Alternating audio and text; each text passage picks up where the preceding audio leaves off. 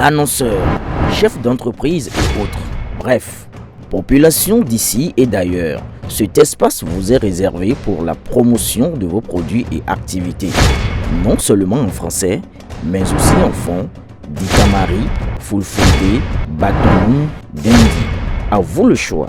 Pour en savoir plus, veuillez nous contacter au numéro suivant 97 64 79 91 ou 97 17 51 35. Acharnement contre Rachid Gbadamassi quand des députés infantilisent et désacralisent la fonction parlementaire. Ils font honte à la population de Parakou et de la 8e circonscription.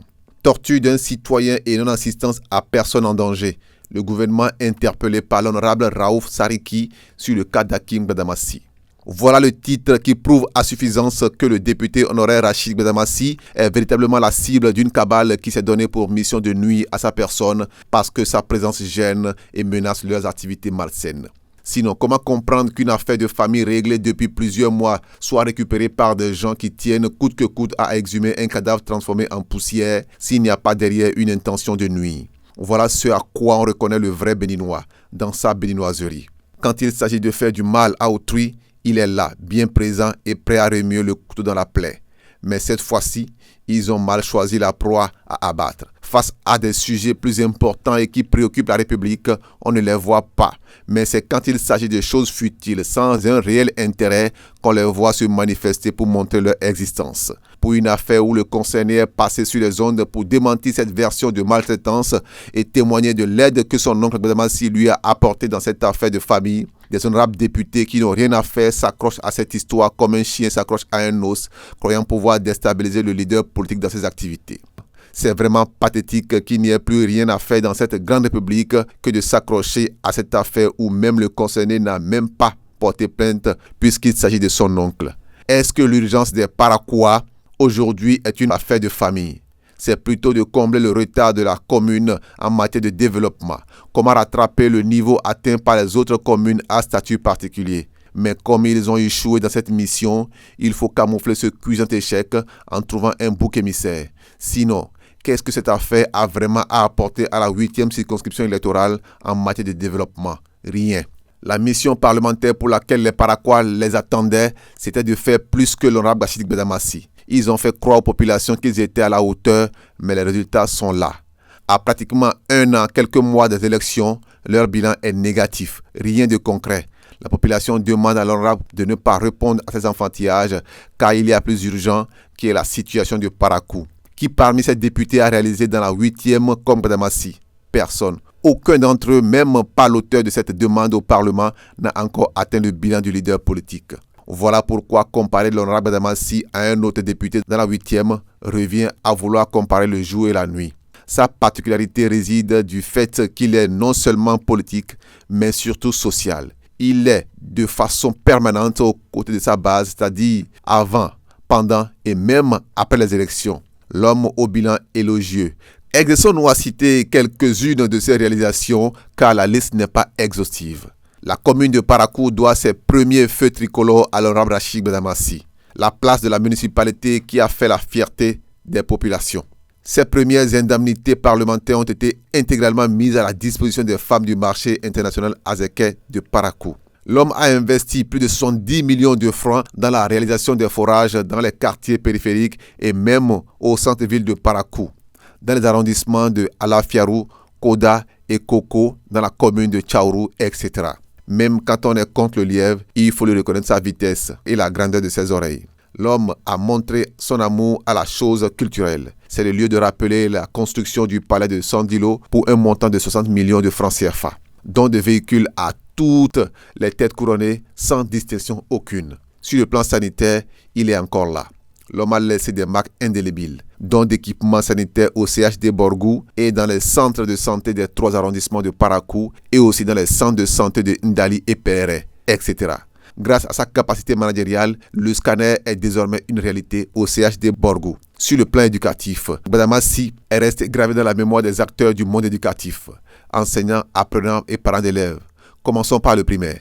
On peut citer entre autres la réfection et la construction des salles de classe et don de 152 tables-bancs, sans oublier la fourniture d'eau de Soneb à nos âmes innocentes de l'EP Tian dans le premier arrondissement de Parakou. Dans le deuxième arrondissement, on peut citer la réfection et la construction de salles de classe de l'EPP Rose-Croix et l'EPP Bas-Mora, plus des dons de tables-bancs.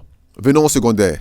L'homme a fait la clôture du CG Albarika et a fait don de tables-bancs également. Au CG Okedama, dans le premier arrondissement, l'homme était au service des populations et a fait don de tables-bancs également là.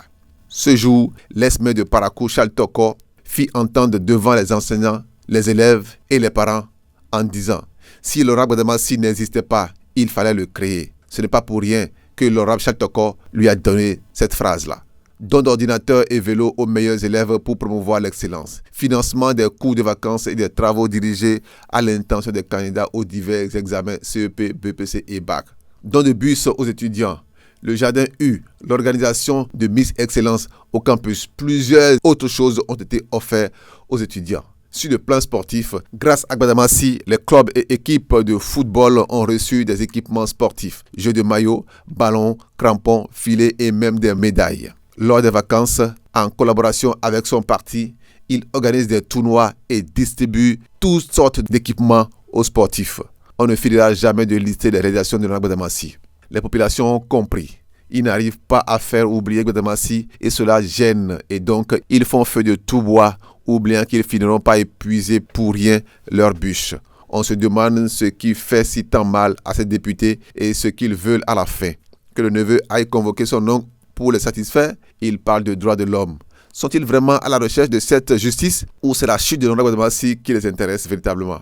Parce que l'acteur politique les dérange dans leur dessein funeste. Sinon, pourquoi vouloir qu'une affaire de famille atterrisse forcément en justice? Encore que la justice elle-même est incline à vous renvoyer régler vos problèmes à la maison quand il s'agit d'une affaire familiale.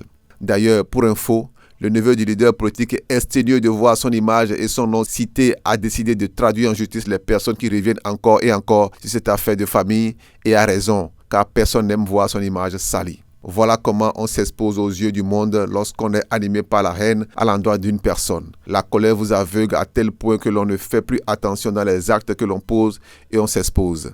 Les droits de l'homme étaient où quand on se faisait ligoter dans nos familles quand vous commettiez une bêtise? Les droits de l'homme étaient où quand les Européens ont massacré nos ancêtres pendant la colonisation? Ils n'ont pas réclamé justice pour ces sévices infligés à nos grands-parents maintenant qu'ils sont au Parlement et c'est pour une affaire de famille qu'ils s'accrochent comme des sangsues assoiffés de sang humain.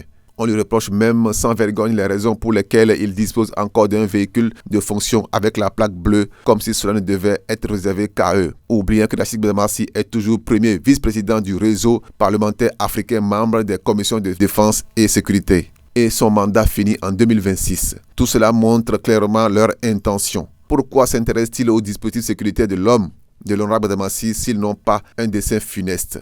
Le leader les dérange et les effraie, car la bête politique reprend du poil. Et ce n'est pas bon pour eux, car les élections approchent. Il faut le déstabiliser et le fragiliser pour pouvoir exister, car ils savent qu'ils ne sont pas de taille à l'affronter. Il faudrait donc que les autorités prennent les dispositions pour la protection de la vie de l'honorable Gbadamassi, car l'homme est un acteur politique sensible qui dérange visiblement.